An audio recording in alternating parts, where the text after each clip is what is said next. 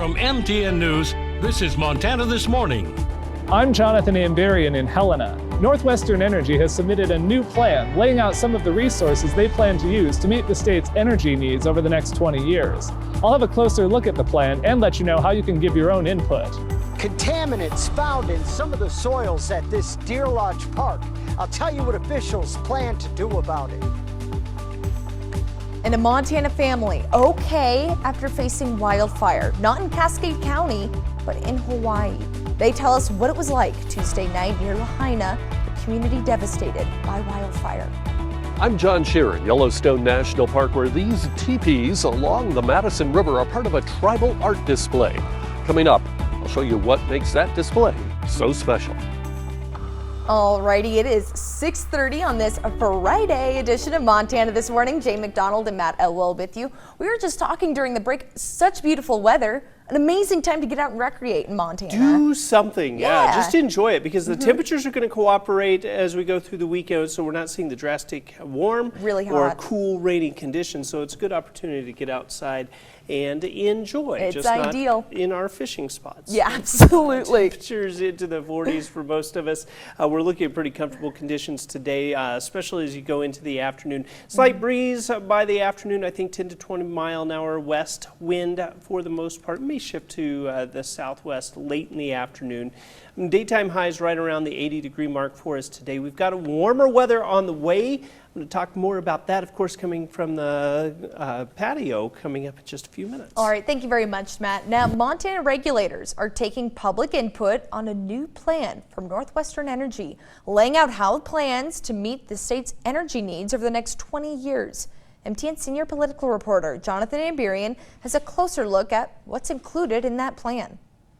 NorthWestern Energy leaders say they're focused on maintaining and improving reliability in electrical service for their customers in Montana, and they say their new integrated resource plan will help them do that. It's a very high-level look, and it defines what our needs are. NorthWestern is required to submit this type of plan every 3 years. This year's plan says it's becoming harder for the company to meet peak electricity demand with its current generating resources, so they have to buy power on the open market to close that gap. And what's changing is the lack of resources during those critical weather events. We are not able to go out to the market as easily. It's much more expensive when we do go out. John Hines, a vice president with NorthWestern, says the company is increasing its capacity with steps like acquiring a larger stake in the coal-fired power plant in Colstrip and the construction of the Yellowstone County Generating Station, a planned natural gas plant near Laurel. The plan's modeling identifies flexible natural gas and pumped hydroelectric storage as better fits for NorthWestern than other resources like battery storage. The Montana Public Service Commission is holding a series of public hearings to take comments on the plan. Some environmental groups, like the Montana Environmental Information Center, are already raising concerns about the plan. It's a great opportunity for people to let the PSC know that we're paying attention, and we know that clean, renewable energy investments are going to save customers money and are going to reduce our pollution that we experience in the state as well. MEIC Executive Director Carrie Kimball says they believe the utility is overestimating the reliability of fossil fuels and underestimating renewable energy. We deserve investments in renewables, not, reliance on last century's technology. Hines says this plan doesn't determine what generating resources NorthWestern will pursue in the future, and they'll have competitive bids open to all types of resources. Listening sessions will be held next week in Great Falls, Helena, Billings, and Butte, and the week after that in Missoula. You can find the full schedule on our website. You can also submit written comments to the Public Service Commission through August 28th. In Helena, Jonathan Amberian, MTN News. Thank you very much, Jonathan. Now switching gears a bit, the Department of Veterans Affairs has extended the deadline for veterans and survivors to apply for backdated Pact Act benefits. Now, the deadline to apply or file an intent to receive 1 year of backdated benefits is now 11:59 p.m. on Monday, August 14th. Now, according to the VA, the decision to extend the deadline came after technical difficulties with the Pact Act website due to high demand. Some veterans reported error messages when completing their intent to file for benefits. The VA says despite the messages, they have logged each intent to file. And they are working with veterans who received the error message to confirm their intent to file and ensure they don't lose any benefit days of coverage.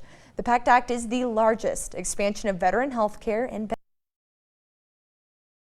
the city of Deer Lodge. The city is warning people that long buried arsenic contamination is coming back to the surface in some isolated spots at Arrowstone Park. And the DEQ is working with the city to clean up the contamination sooner rather than later.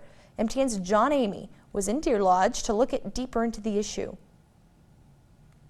Visitors to Arrowstone Park have been warned that high levels of arsenic and other contaminants have been found in some of the exposed soils to this popular Deer Lodge Park along the Clark Fork River. Recently, we've started to notice that there appears to be, what we call slickens that are starting to appear at the site. Slicken is pretty much just an area where contamination has broken through to the surface. It looks like a patch of bare dirt, and vegetation doesn't grow there. The contaminants include arsenic and copper, which could be harmful to people and the environment after long-term and repeated exposure. We don't see it as being an immediate public health concern unless you're going out there with repeated exposure and, again, playing in the dirt. The Atlantic Richfield Company created Arrowstone Park in Deer Lodge in the 1990s as part of the Clark Fork Reclamation Project. The cleanup included capping the contaminated soil at the park with dirt. Some of that contaminated soil has been leaching to the surface. This has caused the DEQ to fast-track a more detailed cleanup effort at the park within the next 2 years. In the meantime, signs will be installed at the park to warn people to avoid exposed soils.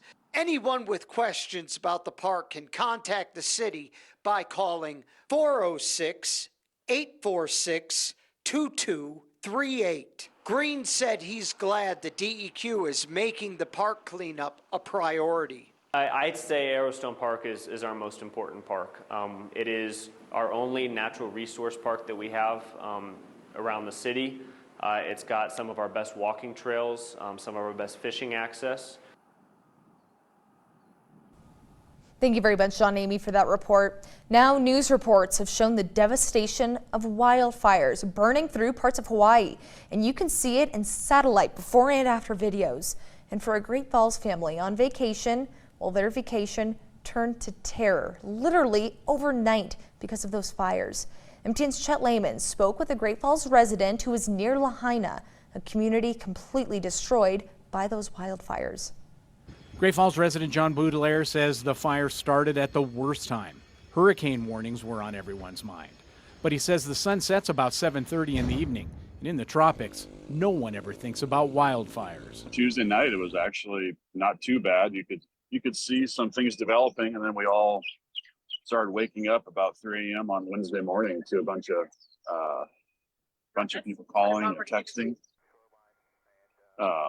And then you could start seeing the smoke was developing. So where we were 6 miles south of Lahaina.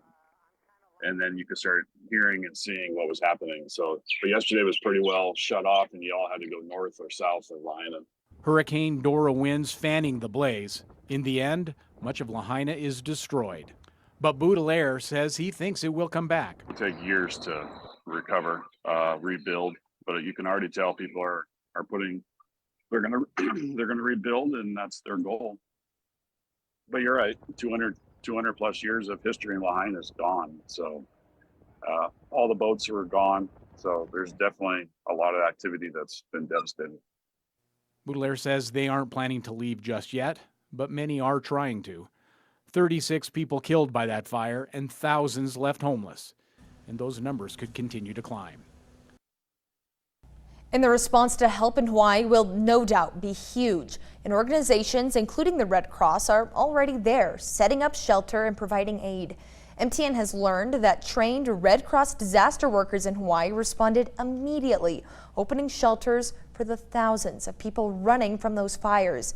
Now, we spoke with Diane Wright, who is the director for the Montana Red Cross chapter based in Great Falls, and she says the Red Cross deals with disasters all the time, but she's never seen anything quite like this. She does anticipate one volunteer from Helena will be deployed as early as today, with others to follow in the weeks to come as Hawaii tries to recover. We most likely will need volunteers down the road to do initial damage assessment and then help with long-term recovery. And we have some really dedicated, well-trained volunteers from our region who might likely go 3, 4, 5, 6 weeks down the road. We are prepared for things like this. We train year round, not only volunteers in Hawaii, but also in our own region and chapters across the country. Now, when things like this happen, it's natural to want to help. One of the best things to do, ways that you can help, is by donating at redcross.org. And you can also text the word Red Cross to 90999 to make a $10 donation. Or you can give them a call at 1-800-RED-CROSS. And a 3-day tribal art event is taking place at the Madison picnic area in Yellowstone National Park through Saturday. MTN's John Shear explains what it's all about. I wanted to remind you of our connection with the land, and I want to thank you for giving us your attention, coming and being and sharing your day with us.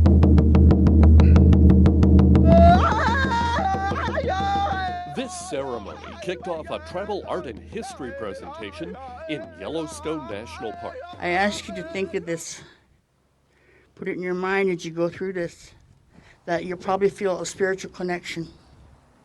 Embrace that. Visiting these teepees near the Madison campground allows you to take a journey guided by the artists who created the paintings on the teepees, and also a journey through tribal history as explained by those artists. Because we weren't legally allowed to celebrate or have ceremonies, or conduct our culture. And so our people would go into the country and hold these dances, and they were called the nighttime dances because usually under the cover of darkness is probably you're not apt to be seen. I think it's important for us to understand how they think, what their worldview is, because it might be different from ours, and it's important.